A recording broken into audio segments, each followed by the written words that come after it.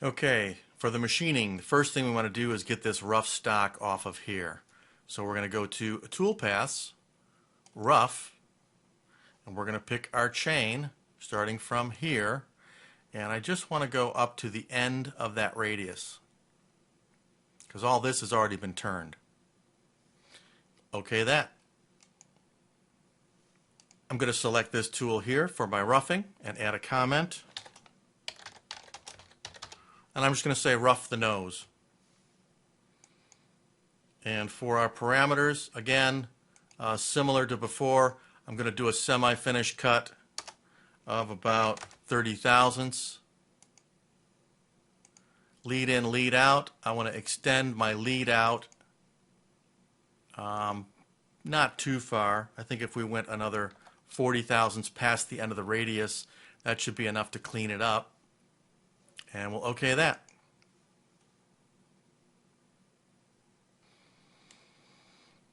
All right, no big revelation with that. But now we're going to look at something that we haven't done before. We're going to look at doing some C-axis machining. We're going to use a live tool to cut around the outside of this hex. Now remember, this little radius in here is a 1/16 radius. So we're going to pick an end mill with a 1/16 nose radius, so it'll give us that blend at the bottom.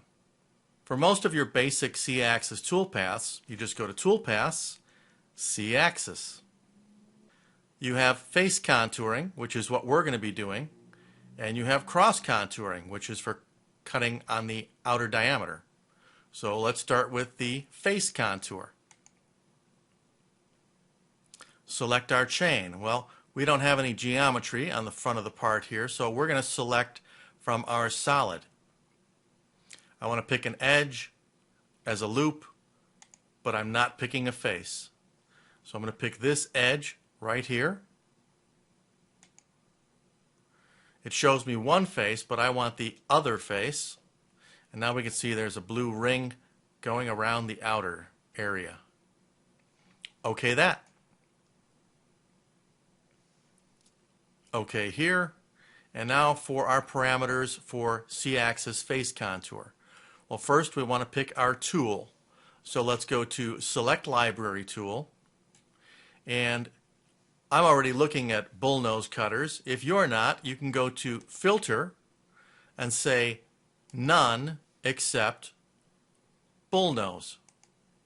So then this will only show you the bullnose cutters.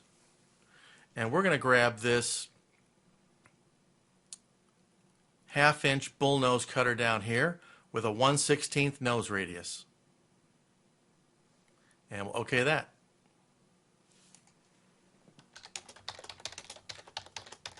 And for my comment, I'll say mill the front hex. Now let's take a look at our cut parameters. We're going to compensate for that tool in the computer. The cutter is going to be to the right of that profile. If I had picked it in the other direction, it probably would have come up as left of profile. So I'm actually doing a conventional cut. Maybe I should have done a climb. You can always pick it differently if you like. We're not doing multiple cut depths, but I do want a lead in and out. So I'm going to turn on lead in out. For my entry, I want to come in tangent. And the length of this tangency, I want it to be 180% of the diameter of the tool. So I'm going to give myself plenty of clearance to lead into it, but I don't want to blend in on an arc, so I'm going to set that to 0.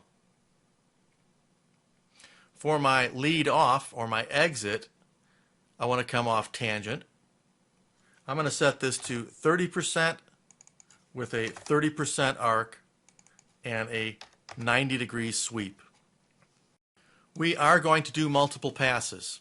I basically want to do one rough cut and then one finish cut of 50 thousandths. In our linking parameters, we'll set up our depth. I'm going to set my depth equal to, well, it needs to be something on that face. If I pick that edge at the bottom of the fillet, it should come up as -0.75. That's the depth. Everything else, we're going to leave it as is, and we'll say OK. And there's our cuts around the profile. So it starts out here, leads in, cuts around. You can see we've got a small lead off. There's the arc and the line. Then it goes back to the starting point and does our next cut for our finish cut. So that is C-axis face contouring. It's really pretty straightforward.